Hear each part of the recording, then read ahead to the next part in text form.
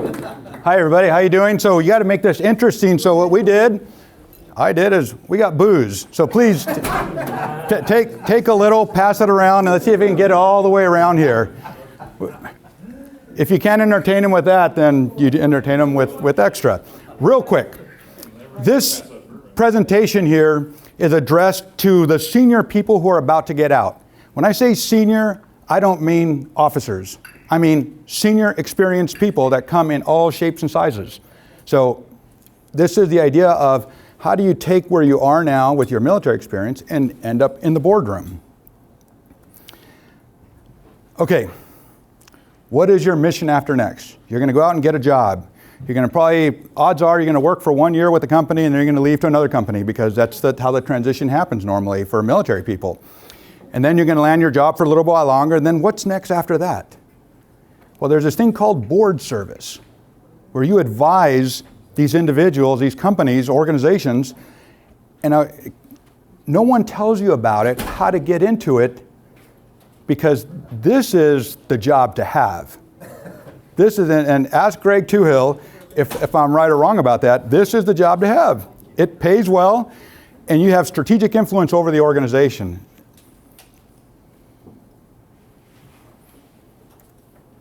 All right, so now what I'm doing here is, where do you think? What are you looking at? And I try to do a little bit of comparison. It doesn't go one for one, but if you think about where you operate at the company level, that's tactical. Then you get at the brigade, the colonel, captain in the Navy level, where that's a different perspective on things, although some still operate very operationally focused. But then you start getting into the big organization, the MACOM, the major commands, and that's where the board can, you have a strategic view of the organization. And that's what's important, that's what we're talking about here, is you're bringing that strategic view. Here's a challenge. The military didn't teach you any of this. They don't teach you about governance, risk, and compliance, other than you got to do some checklist of stuff that you have to do. The legal liability that you have is not covered. And how you influence and how you get things done, so many times, probably for those of you who have transitioned from uniform to the private sector, you get this question: how are you going to be able to accomplish this without ordering or telling someone what to do? Because in our business, or the one I used to be in, there was a hierarchy. What they don't know is that's not how you lead, by directing and telling people. You earn their trust.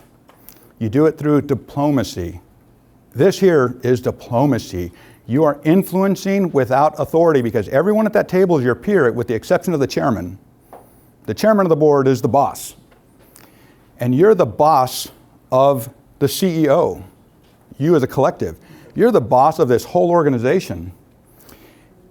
How all that operates, how you get paid, these are all things no one covers in the military. Because, let's face it, how many of you who were in the service worried about how much you were paying in personnel expenses every year? Well, one person. Did you care? How much do you pay right now in personnel expenses at the Army Cyber Institute? Because they're cutting, that's why they're worried. So I helped create that budget, so I do know that. So you have things you have to learn. You have homework that you need to do, because this part, again, is not covered. So how do you get board ready? Hey, JC. Yeah. If I may, going back to the other slide that you just had, you have not only legal liability and D&O, I would submit also you have fiduciary responsibility. So, I would append that to what? Let's see. I think they took that. Okay, here's that slide right here. You have fiduciary. What does that mean? That means you have legal obligation. If you don't do your job, you can be held liable. Well, what does it mean to do your job? What does that mean? Who are your stakeholders? When you were at the company level, Who did you care about? Anybody? Who did you care about at the company level? Todd, who did you care about when you were a company commander? I didn't do that. Your soldiers. When you were at battalion or brigade commander, you had someone who cared for your soldiers. We all care about that. You cared about the mission. You had your sergeant major or first sergeant taking care of your soldiers. As you start to elevate, you are responsible to your shareholders, if it's a publicly traded company, if it's a private company, your investors. That is who you are looking out for. That is your legal obligation to the organization. Not, we want to do all these great things here, we want to do all the, you are there to, I hate to say this is capitalism 101, that's who you're looking out for, because they're the ones who put the stake in it, stake being their resources behind it. Here's something that you need to really grasp, is what do you need to learn that isn't taught in the military? How many, let's see, if you didn't spend all your money down to zero at the end of the year, if you didn't do it, you actually saved money. You saved your military government organization 20% of their budget. You did not spend it. Are you a hero? You suck. You suck. You screwed the next guy. You screwed the next guy. By law, you have to spend the money to zero or give it to the next higher command and they consolidate all that. That is not the case here. The P&L, the profit and loss, is something that you need to understand. You don't need to be a CPA, but you do need to understand how to read balance sheets, income statements. You're going to learn what annual recurring revenue is, what CapEx is, capital expenditures, OpEx, operational expenditures. We know it as color of money. That's this type of color money, this type of color money. This has its own way of doing things, and it's not the way you were taught. So we covered that one. Thank you for bringing that up. Somehow it skipped it on my slides. All right. With that. While you're at it, you have a typo in the previous. I appreciate that. Thank you. That was a test. Give him an extra shot. If it hasn't gone all the way around, there's drinks to be had here. So here's EBITD, not EBIT. Earnings before EBITDA. Did I have it wrong up there? Yeah. You missed the D. No, there's two. You had EBIT There's- and you had EBIT, EBITDA and EBIT. but you didn't have the D. Okay, I missed that there. So what can you do? What can you do? There are several ways to get educated. I'm sure many of you heard of the National Association of Corporate Directors. They charge a lot of money to be a part of that. And then you got Digital Directors Network Academy and then Qualified Technical Expert. I know a lot of you are a part of that. These are giving you the skills that you need to know how to perform in that role. Just like you went, and for many of us, to the pre-command course. They told you, these are your responsibility. This is what you're supposed to do. And then others you can go to, I just put Harvard Business School up there. You can go to Carnegie Mellon. I'm sure many universities have a corporate director certificate program. But what you're translating is your military experience to your business and the business impact. One thing I always share with people, when you talk about risk. So when I was a lieutenant and a captain, I was doing risk assessments and signing off on missions every day, on what's the likelihood someone's going to die in this helicopter mission that we're doing today. Every day. Likelihood is low, okay, I'll sign that off, but we're going to see what's the likelihood someone's going to die. If it went to medium, had to call the next higher level command, and if it went to high, we had to call more. Here, you're talking about risk, and we can't decide whether we're going to go with this product or that product, and it's like the end of the world. You guys have been experiencing this kind of risk management all day long, twice on Sunday. So it's important that you recognize that, but you got to translate that to this. How do you get a board position? I'll tell you the easiest way. If you have a lot of money, you become a VC, you invest in a company, and you say, I'm now going to create the board, or I am the board member for this organization. But they can't be everywhere every time, so they pick people to serve for them, or you're voted on by another group. The network. That is how you get it. One, you got to have the experience to do that, or the potential to do that.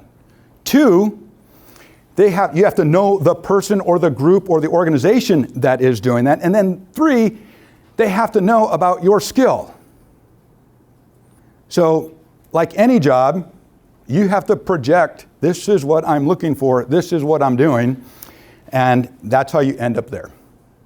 So, network, network, network.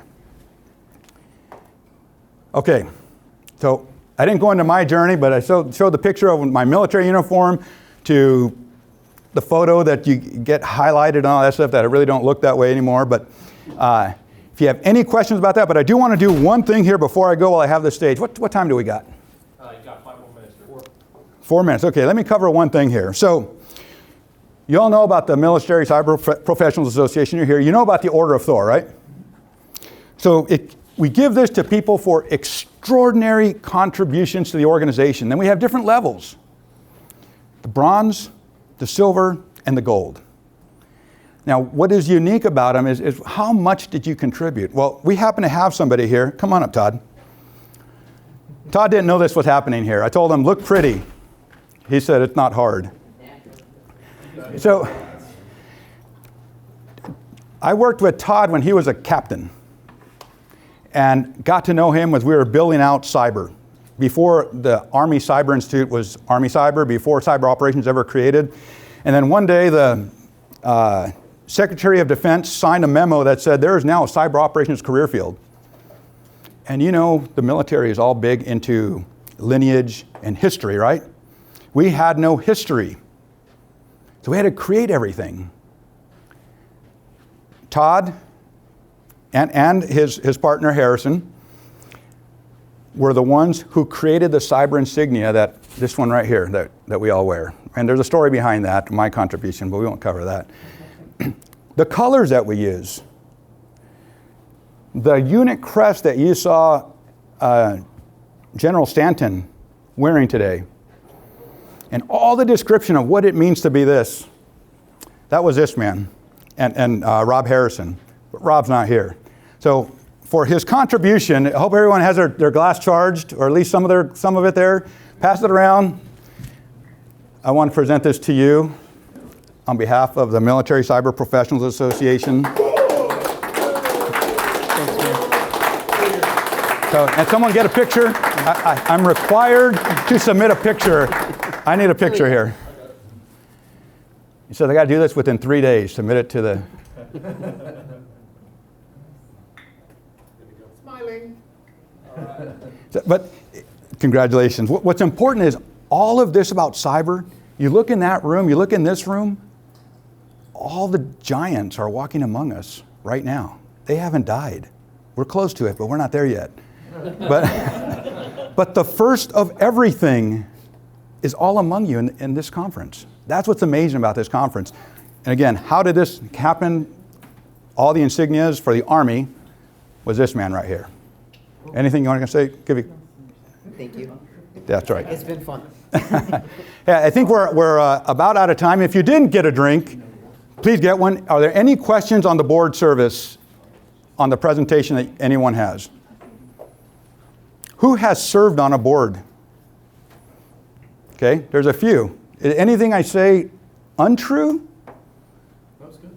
It's do it over because I thought you were in the main room like you sold it to me. I was waiting for you to come on stage and it didn't happen. I am not going to talk bad about my warrant officer friends. But if I have to repeat it twice, it won't be the first time. So this is really the next level, the highest level of service in the private sector that you get to. And it's really a great spot to be in, because if you want to have impact on an organization, that is how you do it. You pick the CEO, you fire the CEO if necessary. You tell them you're going to reorganize, you're going to do this. That's your role. And what's missing right now is cyber experience in that boardroom. Somehow my slides got messed up because that was the first slide I had. Is cyber experience now today is something that is should be on there, not required, but the rules have changed at the SEC level, at the Securities Exchange Commission level, for public companies. You have to report if you have a cyber incident that's material. A lot of the law has changed, and it's bringing it up to where every organization just about is a technology company. Maybe a technology company that sells widgets, a technology company that provides a service, it's a technology company. What's the existential threat to technology companies? Cyber. Probably one of the top risks for our organization. And expertise like you should be primed to get in those positions. Thank you.